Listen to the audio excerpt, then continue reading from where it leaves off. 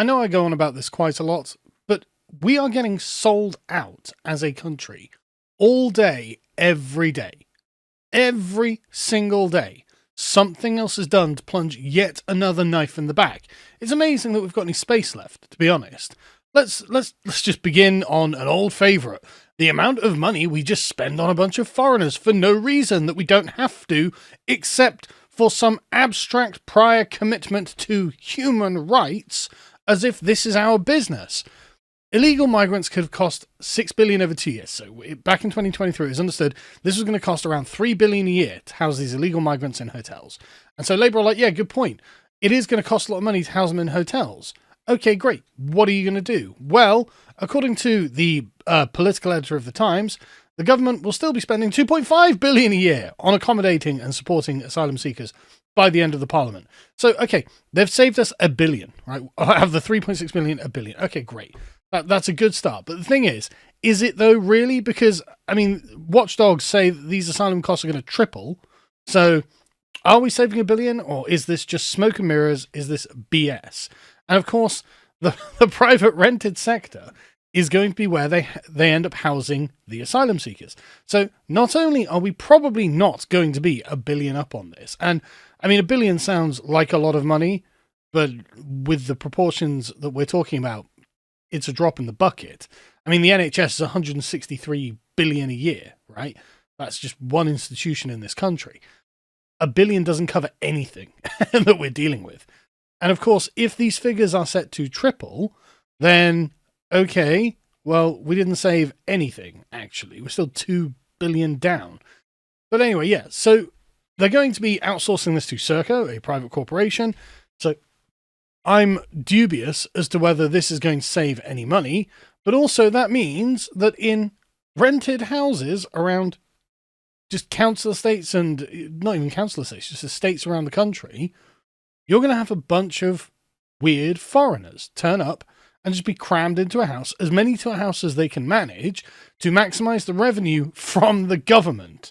So we're still going to be paying for them to live here, only now they're going to be a lot more proximate to your families, which honestly, I'm not really up for. I've got to be honest. I would just deport them all instantly. I don't know why we're spending a single penny on them.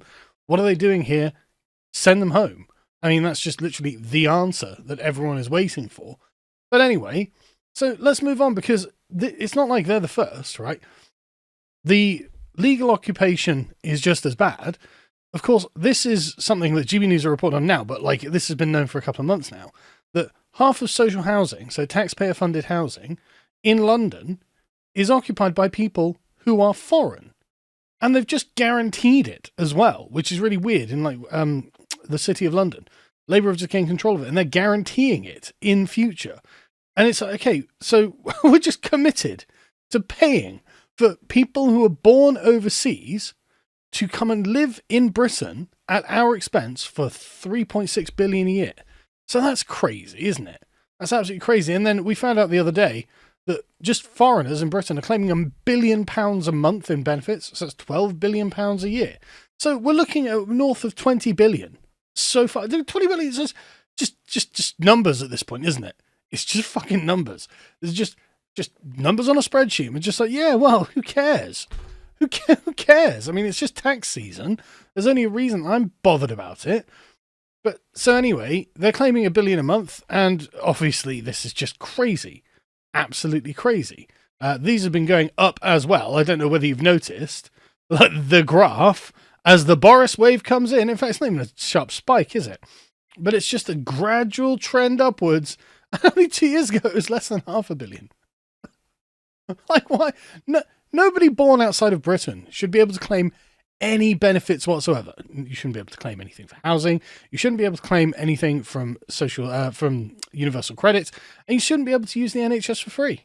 You should have to pay for all of this, and if you can't pay for all of this, you should just get deported. Like, the people this money is going to should be a list of who gets deported first. The people who are living in these houses should be a list of who gets deported first. The people that we put in these houses should be a list of who gets deported first. But for some reason, instead, Nicholas 30 Anns is paying for it, and he's going to pay for it forever. And I swear to God, man, I realize I'm I sound angry and I'm stressed, but it's just, I'm so tired of being taken advantage of. I'm just so sick of watching a huge chunk. I work really hard. I don't know whether anyone's noticed. I'm managing my channel, my Sargon channel, this channel, and I'm running a business, and I'm doing a degree at the same time. And I've got a family to look after. So I work really, really, really, really hard, as far as I'm concerned, is constantly working. And yet, fucking Abdul, with his 12 children, doesn't have a fucking job, is claiming my money. And I'm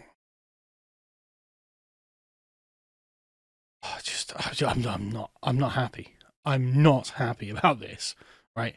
And even if it wasn't personally costing me loads of money in tax, right, I wouldn't be happy about it on the natural unfairness of the issue. Foreign people shouldn't claim British benefits. If I went to another country and they were like, yeah, we're going to put you in a house, I'm like, what, are you? Yeah, and we're going to give you some money. Yeah, you don't have to work, actually. And if any of them say anything about it, just tell us, because we'll arrest them, lock them up for being racist, right? I'd be like, what the fuck is going on, man? Have I just walked into paradise or something? Like, why is this country set up to service me? Why am I being treated like royalty in this goddamn country? This is weird. This is unnatural. Surely this can't go on forever. Eventually, a very angry mob are going to come down the streets and start lynching the lot of us, right? Because surely they're going to be like, no. We've been taken advantage of for far too long. Why is this the case? And I would be like, no, I think that the native people would probably be so angry that it'd be dangerous for me to be there. I'm obviously not encouraging anything, just to be clear, but this would be what would be going through my mind. I'd be like, hang on a second. I would feel like I'm taking advantage of them, and I'm pretty sure they would see that, and I'm worried about the backlash. It's no wonder, like, you come to Britain, and like 2/3 of the people are just completely against immigration at this point. It's like, oh, do I want to become an immigrant in a place like that where 2/3 of the people don't want me here? How did I get here? Why am I being allowed to live in a country where most of the country, and it's meant to be a democratic country, where most of the country doesn't want immigration? If I were an immigrant, I'd have some questions, basically, is what I'm saying. But instead, we're just getting the money drained out of us. Oh, God. Let's move on. So, let's move on to just some of the things that have happened in the past couple of days, which, again, just more knives in the back. So, the Chagos deal, right? Keir Starmer, for no particular reason, because there was a judgment? No, it wasn't even a judgment. It was like a note that was made in like an international court, suggested that for some reason Britain should give the Chagos Islands to Mauritius. Now, Mauritius has never owned the Chagos Islands, so I don't know why we would need to do that. But for some reason, Keir Starmer was like, you know what? That's right. We do need to give the Chagos Islands back to them, even though they never owned them. And what we also need to do is make sure that we pay for the privilege. Because it's not enough to just give them the islands. What we need to do is keep the bases on the islands. So we're going to rent the bases. So we're going to give them billions of billions a year. How much was it? 3.4 billion a year to hand over so we can give them the Chagos Islands. And then they were like, okay, but what are any illegal refugees or illegal migrants doing on there? And they were like, yeah, no, we'll take those and we'll process those for you. So we'll take the refugees, we'll give you the island, and then we'll give you £3.4 billion for the privilege. And this is going to mean that the people of Mauritius get massive tax cuts. Like 80% of Mauritius aren't going to pay tax after this. It's like, I just, it's enough to drive you absolutely mad. I just can't believe it. I can't believe how betrayed we are. Nothing was forcing us to do this, just to be clear, right? There was absolutely no political pressure on Keir Starmer to make this happen.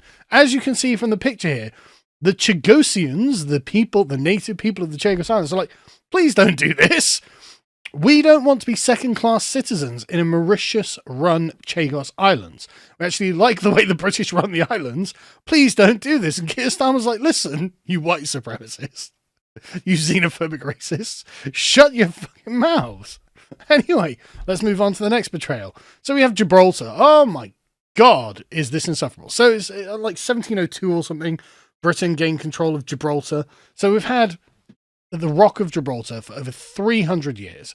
And this has always been important to Britain's access to the Mediterranean, because it is, of course, one of the pillars of Hercules.